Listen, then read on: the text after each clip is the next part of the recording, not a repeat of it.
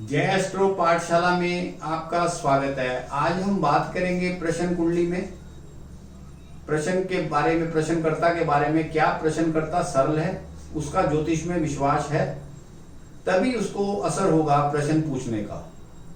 तो वो हम कुंडली में कैसे देखेंगे? जैसे ही कोई जातक किसी ज्योतिषी के पास जाता है या फोन पर अपनी कुंडली फोन पर अपना प्रश्न बताता है, तो ज्योतिषी एक कुंडली बनाता है जिसे प्रश्न कुंडली कहेंगे। उस प्रश्न कुंडली में सबसे पहले ज्योतिषी क्या देखता है कि लगन में शुभ ग्रह है या लगन को शुभ ग्रह देख रहे हैं।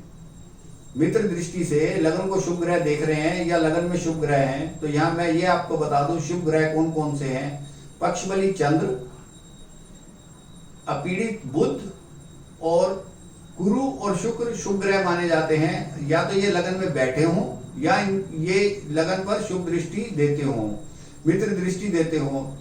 प्रश्न कुंडली में जैसा कि मैंने आपको पिछली कुंडली में भी बताया कि हमें ताजिक की दृष्टियों का ध्यान रखना अति आवश्यक होता है। तो ताजिक के हिसाब से मित्र दृष्टि हैं तीसरी, पांचवी, नौवीं और 11वीं।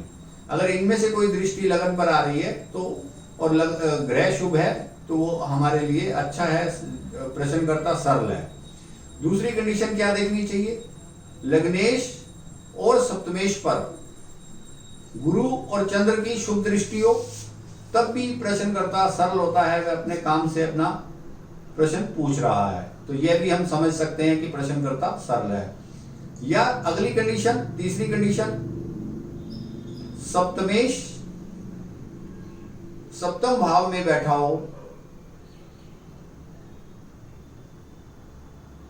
सप्तमेश सप्तम भाव में बैठा हो या सप्तम भाव पर शुभ ग्रहों की दृष्टि हो, तब भी प्रश्नकर्ता सरल होगा। सप्तमेश का मेरा कहने का मतलब शुभ ग्रह से है, या तो वो सप्तमें भाव पर दृष्टि दे या सातवें भाव में बैठा हो। उनमें से एक ग्रह, दो ग्रह, तीन ग्रह या चार ग्रह, जितनी शुभता होगी उतना शुभ फल हमें मिलेगा।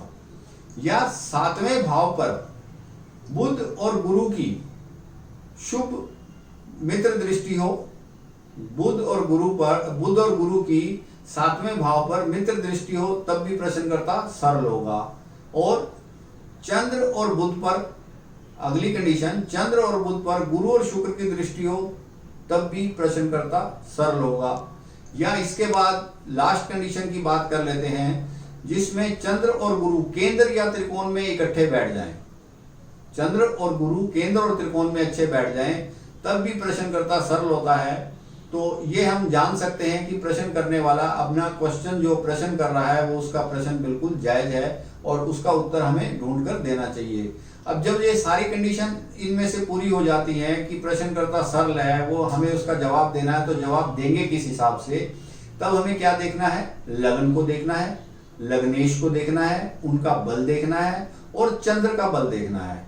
जितना उसमें बल हम आंक लेंगे उसके हिसाब से हम फल बता सकते हैं। तो सबसे पहले हमें उनकी कंडीशनों में से देखना चाहिए क्या प्रश्नकर्ता सरल है।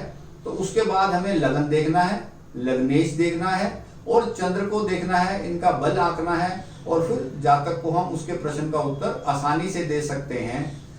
आज हमने बात की प्रश्नकर्ता के ऊपर कि प्रश्नकर्ता सरल है या कुटिल है।